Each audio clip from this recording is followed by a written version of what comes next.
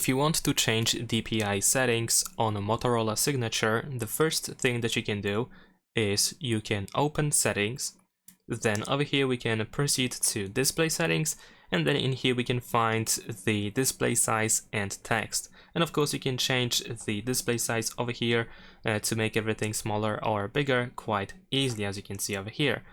But instead of using this slider, what you can also do instead is you can go ahead and scroll down to About Phone, then choose Device Identifiers, and you want to keep tapping on Build Number until you need to enter your screen lock password. After that, you will see a message that you are a developer. So we're gonna go back to the settings after that, and let's open the System Settings this time, then choose Developer Options, and we're gonna scroll down in here until you find an option that is called Smallest Width, which should be in the Drawing section.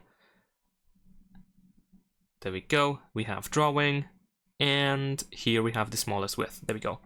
So now in here you can enter a different number that will make everything smaller or bigger. So the bigger the number is over here, everything will be smaller. So if I type, let's say 600, then everything will be really small. We can even see that our bottom screen now looks more or less like a taskbar, which might be quite convenient to use. And if you provide bigger numbers, then of course everything will be if we provide smaller numbers, then we'll make everything much bigger. There are some limits. For example, the smallest width can be set to 320. This is the biggest the screen can be. But I'm not sure if there is like any limit to the highest number that you can provide.